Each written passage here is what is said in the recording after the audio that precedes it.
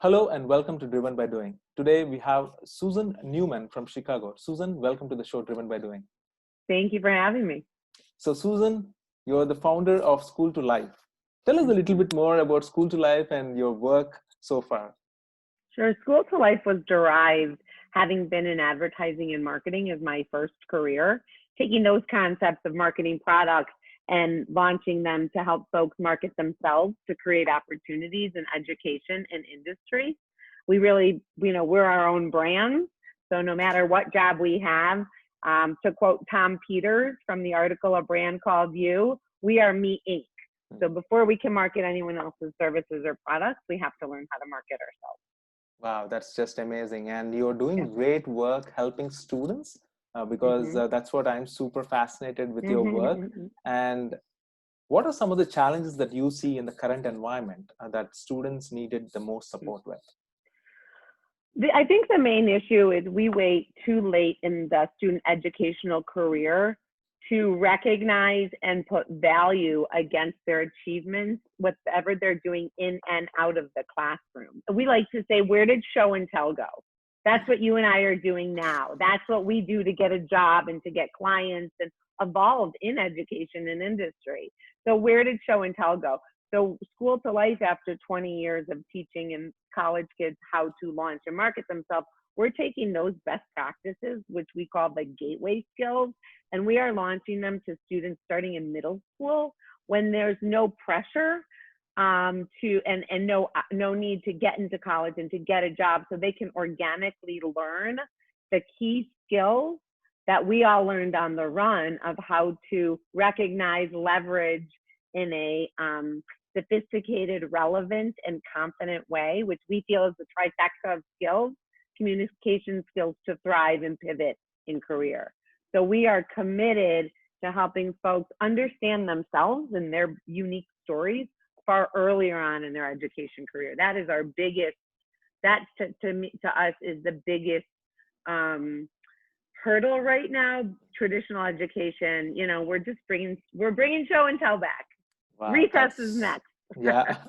I think that's very interesting concept that you mentioned, that like you're focusing on the mid-school students to kind of like, that's where they're most needed with all the tools that they need. Because one of the key challenges that I have been hearing for the past few months or talking to a lot of students is that a lot of students who are graduating from high school do not know what to do or do not know what major to choose. That one of the key challenges, like, how do you think that is one thing that students can actually learn while they were trying to graduate in the high school to get to know what major to choose or what they want to do in their career?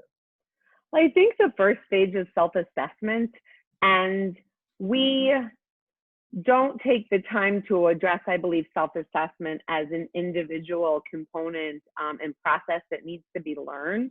For example, when our kids are in grade school or even high school, and they're in a play or they work with their athletes and they train really hard and then compete, or they study for a test. Once the play, the meet, and the tests are over, those projects, those things are gone. We are not recognizing them for the student, so the student feels their value. Yet junior year, when we see our college counselors, we need to summarize who we are and why we're a great fit for an institution, but we don't even know who we are. So again, show and tell. If we can start to collect our accomplishments and socialize our learnings, that is the key component to have folks, I think, make more educated, personalized, individual choices on college, not just based on scores. And that's how we pair our strengths and our interests to get a job. We feel so strongly about this. We've actually, and I can go into this in a bit, but launched a online student-facing platform called School to Life Gallery, and it focuses on all the stages that we've been teaching college kids, but it lets students guide themselves through the platform, but really gather and collect all these amazing things they're doing, and they don't have to understand the strengths behind these things, but when you show them to your career counselor, That's our job as professionals, to help you understand what your story is and where your strengths are. So the first step is to recognize and to gather, and then to teach folks how to talk about themselves. And that's really a confidence thing, right? Making someone feel comfortable talking about themselves. Wow. So that is our primary objective right now, Because especially given COVID. Because talking with students, and again, the key challenge that I recently had an insight about is exactly what you're talking about. The hardest thing for them is to translate what they have already done to actually tell their story to others, so that they not only just look at their grades or their subjects or whatever, but everybody has a story.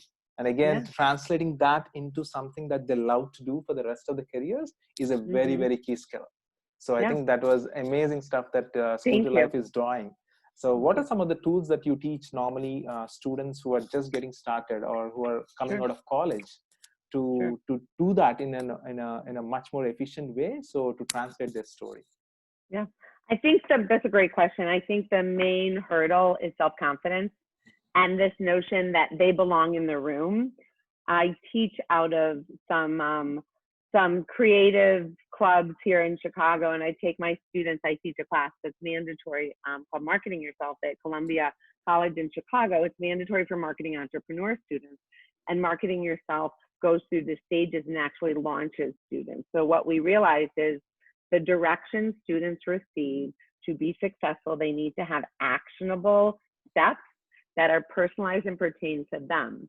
So that would be the first step. I think the second step is really putting the work, having them gather their work and dig beyond the surface to understand what they've done and that there's real value in that. Whether it's a part-time job in waitressing is the best client service ever. Drunk, hungry people are the hardest clients in the world.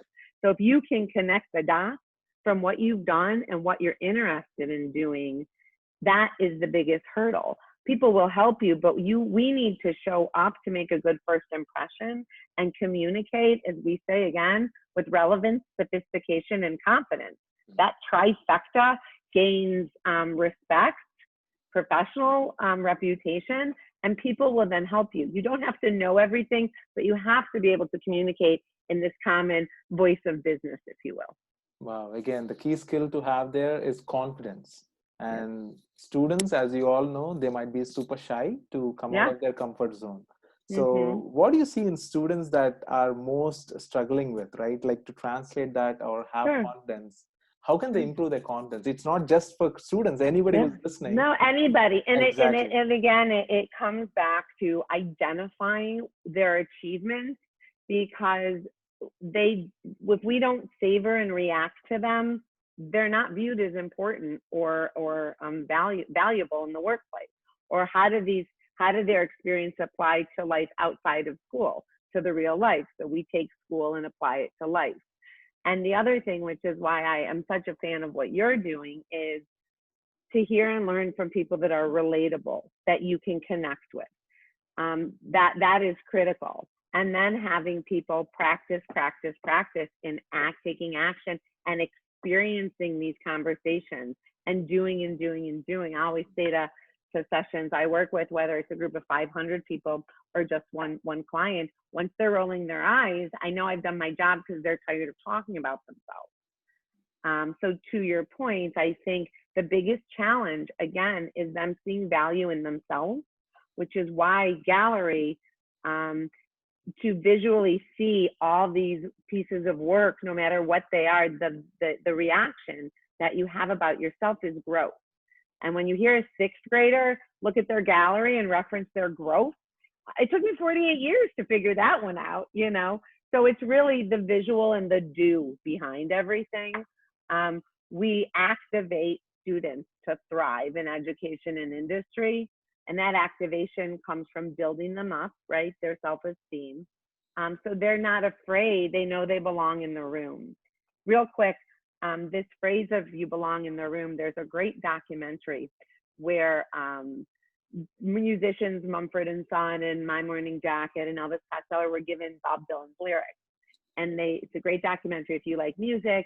And Dylan had never written music to the lyrics. So they all went in their private sound stages, and one gentleman said, I can't believe I'm here with my mentors.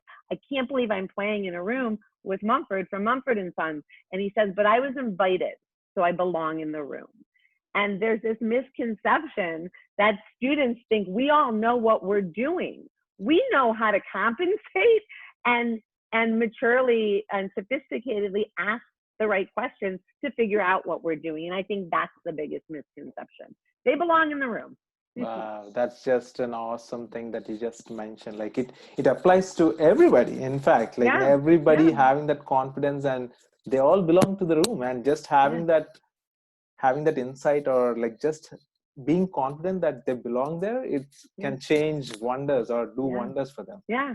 But thanks to what you're doing, the confidence comes from people sharing their stories, where the students say, oh, I didn't know what I was doing, right? I mean, I think we sometimes, unless you're in law or medicine or a few other industries, we pay a lot of money for our first career, and we wing it. So how can we all leave our legacy, as we like to say, and raise next generation of leaders? And I think it's reminding them that they belong in the room. Wow. So, I mean, again, going back to my own story, how I got driven by doing started is like, I just wanted to learn from experts like you. And Yeah, I thought, hey, it's going to be cool if I can just interview people and learn from the experience and yeah, expertise. And as I started doing it for the past couple of months, I got so much learning. I fell in love with this. yeah, Like yeah. just listening to other people's stories and how they got to where they are today, and Mm-hmm. getting those key insights. I think it's just awesome. And then I was able to share these stories to others who are Yeah, interested to learn as well. I think it's just a win on both sides, yeah. and I think that's just amazing. And thanks for sharing that story with us, Susan. Mm-hmm. And you Fun, also right? Whatever it takes. yeah, Yeah. and you also mentioned about like the key thing that you're also working on is would you hire you concept. Right, tell us more about would you hire you, like your work on that. Sure.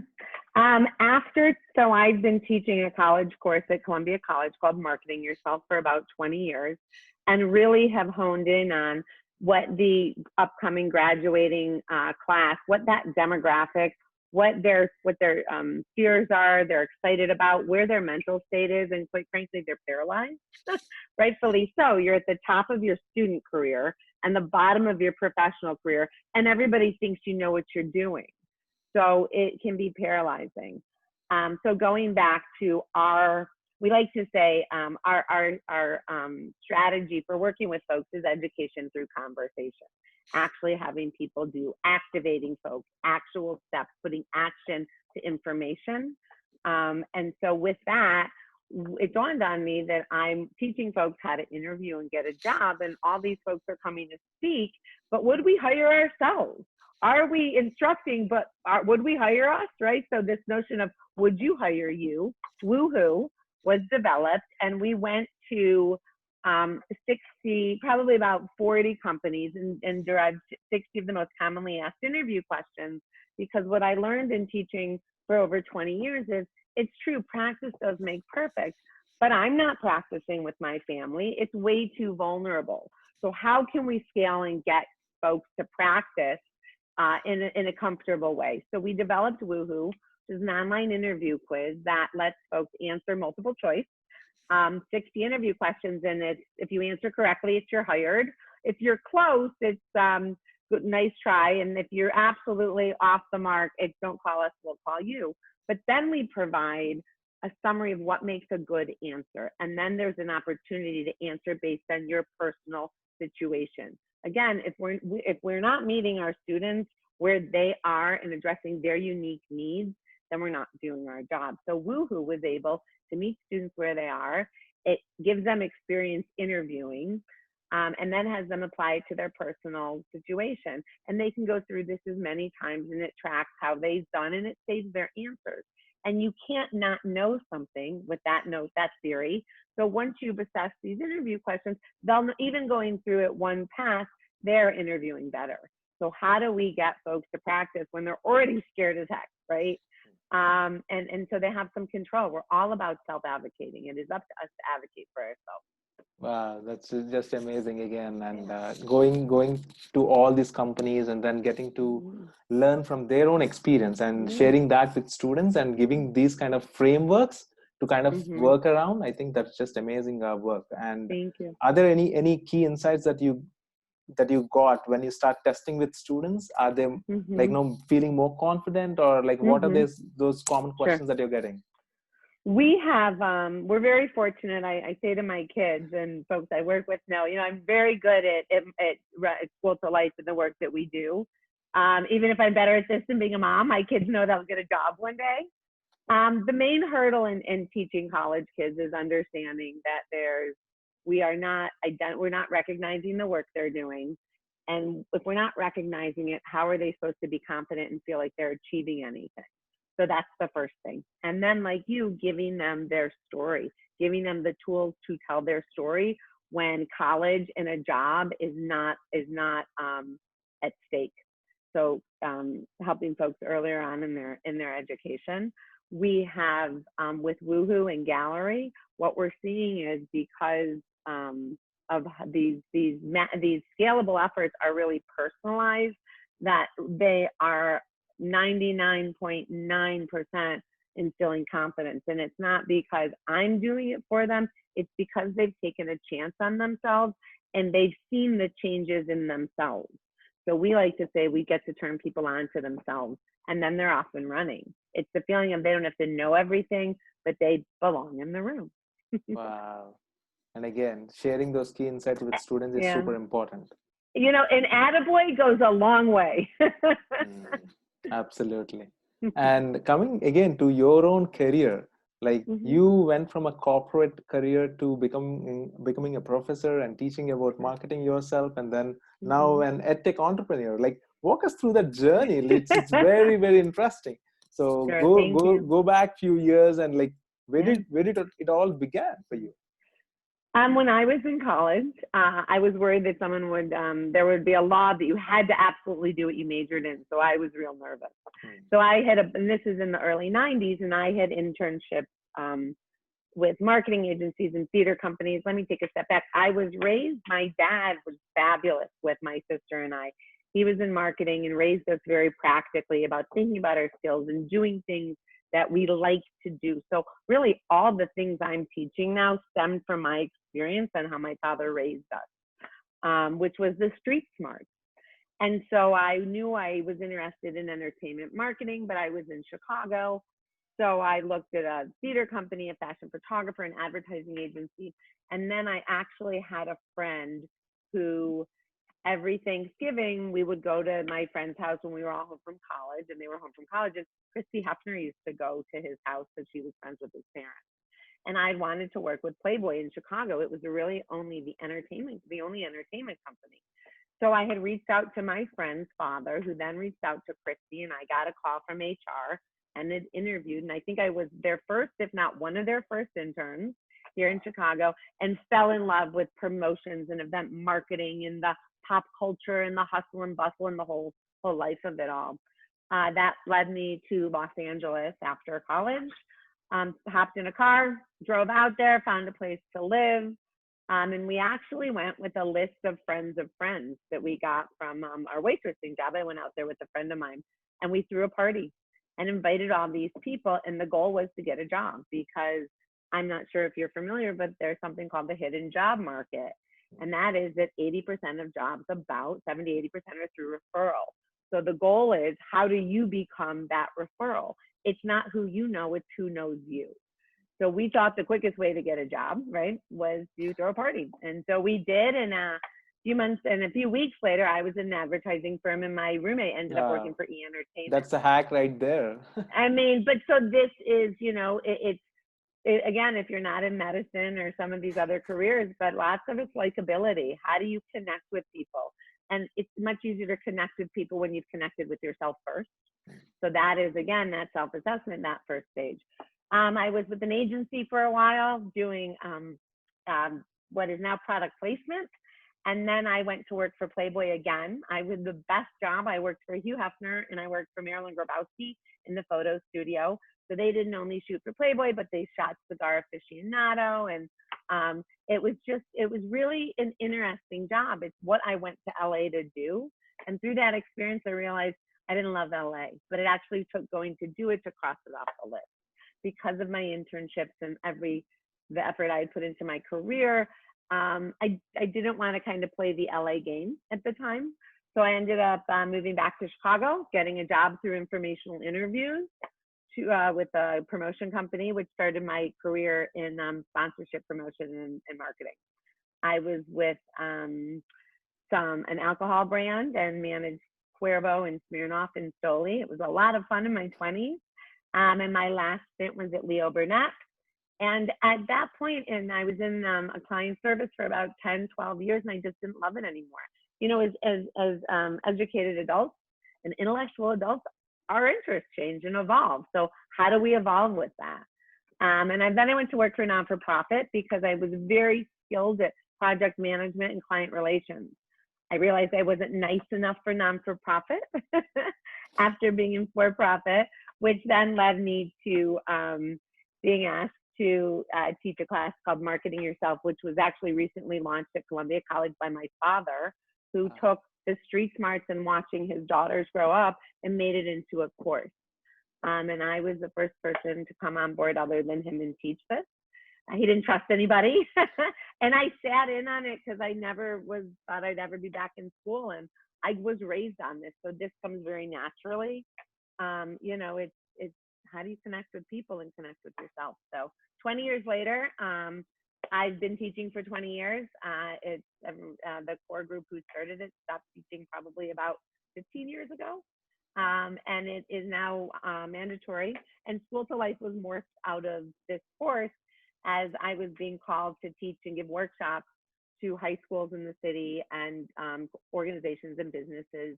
And we created School to Life curriculum, and then through this gallery and Woohoo. So we're busy. Wow, what a story, right? Like the whole story started off your dad giving you that freedom to explore, and I think it's just amazing. And in fact, like every parent wanted to see their kids succeed, and I think the kind of freedom helped you to explore even further into your inner curiosity that helped you to come out with blossoming colors. I think that's just amazing story. And even in fact, now you're doing exactly the things that you would love to do, helping students and sharing your expertise and marketing. And I think marketing themselves is the key skill, irrespective of whether you're a student or what part of your career that you're in. Marketing yourself and networking, those are the key core concepts that you touched upon. So one of the key challenges, other challenges that I see for students is also networking effectively. And not a lot of students actually engage with a lot of people on LinkedIn, right? So how do you see students even like while in college or even getting out of college with no job, like how can they effectively use some of those tools to leverage? Because again, as you mentioned, it is all about who knows you, right? So aside from understanding your story and why you're connecting someone, I view our network as our insurance policy. There is nothing better than getting that call when you're happy at a job of someone who's offering you another opportunity. So I'm a big advocate for creating, managing, and maintaining your network. Again, for students, they feel they're nagging. They feel that they're bugging someone, again, because we haven't given them the tools to socialize what they're doing without feeling like they're bragging about themselves. So that is why we created, again, Gallery, because it lets them at a young age, it's show and tell, right? So as far as networking, I'm a huge advocate, 100%, the primary strategy, I believe, are informational and networking meetings. I think it's an opportunity, again, to showcase yourself with that trifecta of skills and to impress. I think it ultimately is an interview for the person leading it, but also a chance to stay top of mind. I think we need to remember when people are hiring, they have a job to do. They want to hire and get back to work. When we're looking for a job, that's our job. So we think everybody's in the same space that we are, but they're not. So the goal is to meet with people and be part of the conversation. Don't be someone who's always asking for things, but if you know you might want a job in May, maybe you start kind of campaigning for yourself and participating in conversations. Congratulations on accolades. sharing articles, and being an intricate, collaborative member of someone's network. And then I think you can ask for information and assistance. And I think you'll be surprised, students are surprised to find out it is a village. It is a big village. And that your ability to connect with people is really what drives new clients, vendors, and jobs. Absolutely. And for students, it's again, getting a job is their primary thing that they focus on, even coming out of college. And they learn a lot of things while in college, which they believe that it can easily get them a job. But the most important skill is the soft skills, and how do you work in teams and all these kind of skills. Like, how do you see our education system helping students in these particular gaining these skills that can translate them into working effectively in teams? I think it's our education system, but I also think it's exactly the platform that you've created. Our education system is viewed as exactly that, an education system. So practical advice, I think our students view outside of the educational system to some degree, in the real world. So integrating exactly what you're doing into classes. An example is with marketing yourself with the class I teach. I'd love for you to speak. I'd love to have your content. As much as we can share real world experiences and the opportunity to talk to real people, again, because hearing information can be motivating, it can be inspiring, but what we're finding is whether it's a TED Talk or a business book, it's not always personally actionable. So what you offer, and I think what our education system needs, is actionable strategies and tactics to take the information and apply it. And I love that what you're doing is they're definitely trying to connect with that. So I think let's incorporate what you're doing into schools. People's stories. Yes, stories is a very, very big piece, Susan, as we talked about. And we also talked about students sharing their own stories, because yes, they can listen to a podcast or listen to a CEO on a YouTube, and it's very easily accessible right now because of the internet, right? But there are so many tools, so much of knowledge. Now you can get lost as well, because there is so much of information. You bring up a good point, especially now in COVID. Our students are, I think, focusing on the new challenges of learning, rightfully so, what they're not getting to do, which are really the exciting things, in our education that they look forward to. So what's really important now is we are capturing their achievements, because in the chaos of school, what we're seeing is kids remember the chaos, again, their achievements and what they're getting through a really hard situation. They're solving problems every day, and we're not acknowledging that for them. So they're feeling frustration over growth, but this is a huge growth time for them. It's unique, it's different, and we need to bring that to their attention.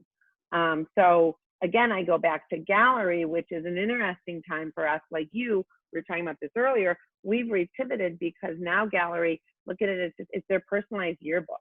And if we can have we have a yearbook of the whole school, but we should have personalized yearbooks that are acknowledging our accomplishments. So then we see the growth, right? And I think we are missing the boat, right? And it's okay, rightfully so, because as educators, we're scrambling also. But our kids are achieving a lot just by sitting down every day and taking on this new learning platform, and just giving up. And it's hard for them, and they've done a great job. So again, that attaboy, and recognizing is hugely important right now for all of our students. Absolutely. And as you mentioned, again, having that gallery of all their accomplishments and actually going back and seeing what they have done, sometimes it's so easy to forget them, and it's so easy to even not knowing that, hey, I have done all these great things, but I don't know how to translate them into the work that I wanted to get a job in. Right, so right. And even and even things they're doing that aren't in the classroom. These kids are talented. They're drawing, they're writing. They have so much more time on their hands now.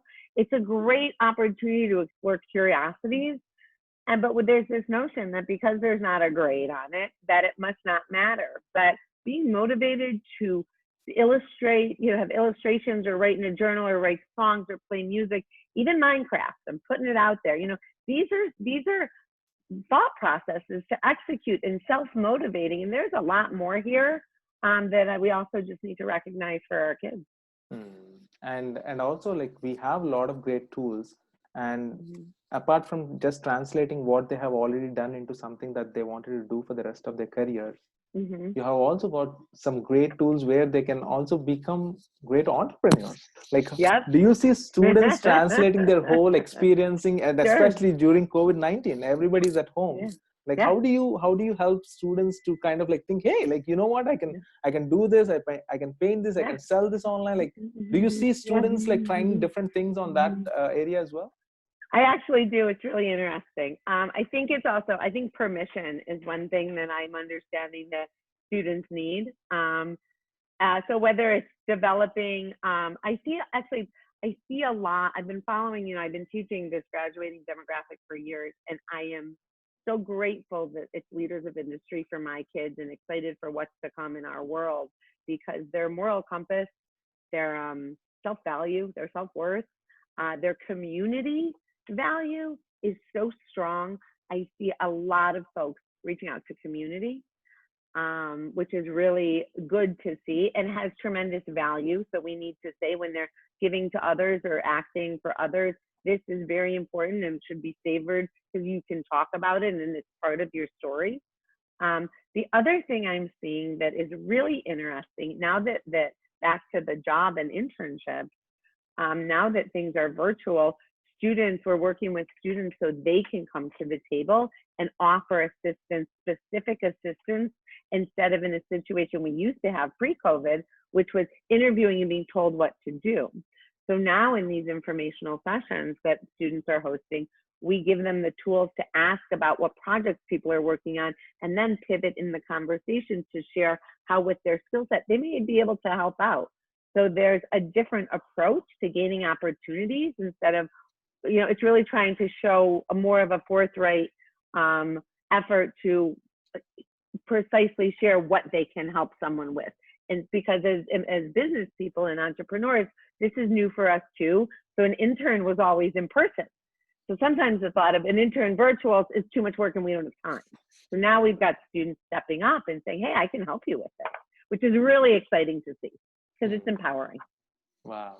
And again, you touched a little bit upon the internship. Like, how can students leverage these kind of opportunities to really translate that experience? Because being an intern at a company can expose you a lot of things, right? So how can students leverage these opportunities? Well, I think this is a kind of a free-for-all time, if you will. You have a lot of professionals and businesses that were long-standing and thriving that are not doing well and have fewer resources for their marketing efforts, for their business efforts. I think there's an opportunity for students, again, with the places in their neighborhoods that they're frequenting. What is their expertise, or where is their skill set? How can they take that and apply it to someone that's struggling right now to help them evolve their business? My understanding from what I've seen firsthand is this offering, but from students, is more than welcome, because people, again, it takes a village. And where I think there's a misconception is students don't think they have anything to offer, but for people in industry, they have a tremendous amount to offer. They have perspective, energy, positive attitude, skill set. So go ask someone how you can help them, and maybe also sharing what your skill sets are and helping people. Again, we don't know what we don't know. So they have a lot to offer in this regard. And if you're curious and you can't figure it out, call me. Wow, that's just awesome. And mentoring is super important, Susan. Yeah. And you touched on a lot of great topics today. And what do you want our listeners to take away from our conversations today?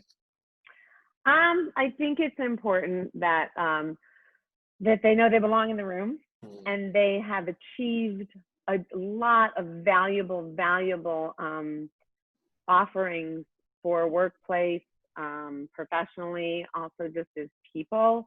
And if no one's bugging you to go gather everything and put it in one space, create a gallery and just keep uploading, even if you don't know what to do with it. People that are in business and professionals and mentors and counselors and myself and you, we will help you figure out what to do with it. But just start collecting, right? Advocate for yourself. And that is the most important thing. You belong in the room. And as long as you communicate in a professional, sophisticated, relevant, and confident way, people will show up and support you, and you will see your value to others. So, let's take school to life. That is just amazing, takeaway. Thanks for sharing that. And Oh, where my can pleasure. people reach out to you if they wanted to learn more about you? So schooltolife.com is our website. You'll find Gallery, this platform. It's got a high school bound section for middle school kids going to high school. There's a college bound, so that's for high school kids going to college, and professional job bound. So for all of these categories, there's a gallery for you. It's very simple. If you have any questions, you can email School to Life you can email me. I'm here, Susan at schooltolife.com, or link up with me on LinkedIn for sure. And I will be happy to help any way I can. That is just amazing conversation with you, Susan. And thank you so much for your time today. Thank you. Thank you for doing what you're doing.